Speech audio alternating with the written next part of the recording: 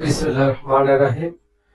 আমরা এখানে আজকে যে ভিডিওটা দেখব এটা হচ্ছে একটা লিফটে ইরর দেখাচ্ছে। প্রথমে আমরা দেখতেছি কি আপনার এলওপিতে ইরর দেখাচ্ছে, লিফট গ্রাউন্ড ফ্লোর এবং ইরর দেখাচ্ছে। তো এই অবস্থাতে আমরা এখানে কিছুই বুঝতে পারতেছি না। তো আমরা প্রথমে কি করলাম, আমরা গেলাম, যেহেতু লিফট গ্রাউন্ড ফ্লোরে আছে, আমরা গেলাম লিফটের কেবিনের উপরে যাওয়ার পরে আমরা দেখতে পেলাম কি আপনার লিফট এয়া থেকে লেভেল থেকে এই হচ্ছে আমাদের লেভেলিং প্লেট, লেভেল থেকে অনেক নিচে নেমে গেছে। এই যে লেভেলিং সেন্সর, লিফট লেভেল থেকে অনেক নিচে, প্রায় 1 থেকে 150 mm নিচে নেমে গেছে, লেভেল আউট হয়ে নিচে নেমে গেছে। এই যে লেভেলিং সেন্সর। তো এই সমস্যাটা কেন হয় আমরা প্রথমে এটা বলবো। এই সমস্যাটা হওয়ার দুইটা কারণ থাকে, প্রাথমিকভাবে দুইটা কারণ থাকে। একটা কারণ হচ্ছে লিফট ওভার স্পিড হয়ে গেছে, উপর থেকে যখন নিচে আসতেছে দেখা গেল যে লিফট একবারে টপ ফ্লোর থেকে গ্রাউন্ড ফ্লোরে কল দেওয়া হয়েছে। তো কল দেওয়ার কারণে কোনো কারণে ওভার ভোল্টেজ বা যে কোনো কারণে লিফটের স্পিড বাইরে গেছে, বাইরে যাওয়ার কারণে লিফট নিচে এসে বাফারে বাইরে দিছে। তো এখানেও তার বিকল্প না, আমরা দেখতেছি যে লিফট যেভাবে ডাউন হয়েছে লিফট বাফারে বাইরে দিছে। আরো একটা সমস্যা থাকতে পারে, ওটা হচ্ছে আপনার লিফটে স্লো লিমিট কাজ করে নাই। আমাদের একটা লিফটে অনেক ধরনের লিমিট সুইচ থাকে, আমরা জানি। প্রথমত স্লো লিমিট, তারপরে ফাইনাল লিমিট, আবার ফ্রি লিমিট আমরা যেটাকে বলি এটা আবার ইনস্পেকশন লিমিট বলে।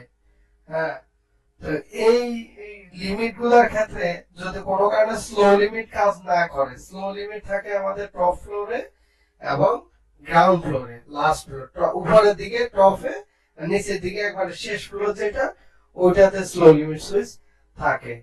তো যদি কোনো কারণে আমরা স্লো লিমিট সুইচ কাজ না করে, সেই ক্ষেত্রে লিফট ফাইনাল লিমিটের কাছে এসে এক ডাইরেক্ট রানিং স্পিডে আইসা ফাইনাল লিমিটে বানাতে, তখন আর অনেক সময় লেভেলে কাজ করে না।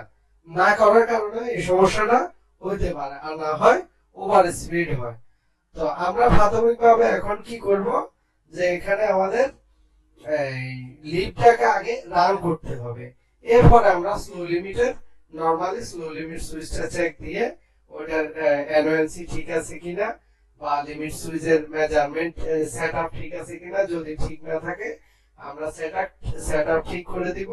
আর যদি দেখতেছি যে এনওএনসি তে সমস্যা, সেক্ষেত্রে যদি এটা রিপেয়ার উপযোগী হয় আমরা রিপেয়ার করে দিব।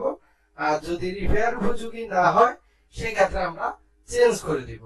তো এখন আমরা প্রাথমিকভাবে কি করব, লিফটটাকে আমরা অফ করব, যে বাফারে যে মারা দিছে ওইখান থেকে আমরা লিফটটাকে উপরে নিয়ে আসবো। এখানে দেখেন ক্যাম একবার ডাউন হয়ে গেছে বাইরে হ্যাঙ্গারের রোধা থেকে। তো এই অবস্থায় আমরা এখন কেবিন অফ করার জন্য আমরা মেশিন রুমে যাব। আমরা মেশিন রুমে আসছি, মেশিন রুমে আমরা ফুলি সেট করছি, ব্রেকের লিভার গুলা লাগাইছি। এই অবস্থায় আমরা একজনে ব্রেক ধরলে আরেকজনে ফুলিটা ঘুরে এভাবে ব্রেক এদিকে ফেসা দিয়ে, দুইটাই একই দিকে ফেসা দিয়ে ধরবো, যে এদিকে দেয় একদিকে ফেসা দিয়ে ধরে এই ফুলিটাকে ঘুরিয়ে এই ফুলির মাধ্যমে আমরা কেবিন আপ ডাউন আপ করে নিব। তো কেবিন আপ আমরা করছি। দেখেন কেবিন আপ করার পরে আমরা লিফটে কল দিলাম, লিফট একবার অন অফ করে দেখলাম যে ডোর ওপেন ক্লোজ ঠিক কথা হয়, যে এখন ডোর ওপেন আছে, সেফটি আছে, তবে ডোর ওপেন, সেফটি এলইডি জ্বলতেছে, ডোর ওপেন। এই যে এখন আসা ডোরের এলইডি জ্বলছে, ডোর ক্লোজ হয়েছে। এখন আমরা লিফটে কল দেব, যে কোনো একটা ফ্লোরে কল দিয়ে দেখবো লিফট অটোমেটিক কল নিচ্ছে কিনা। এখানে কল 3 তালা আগে দেওয়া ছিল, আমরা আবার 3 তালা দিয়ে দিছি। এখন আমরা আরেকটা ফ্লোরে কল দিচ্ছি। হ্যাঁ, কল দেওয়ার পর আমরা দেখলাম যে হ্যাঁ আমাদের লিফট কল নিচে, লিফট চলতেছে, এই যে আমাদের লিফট রানিং আছে। এখন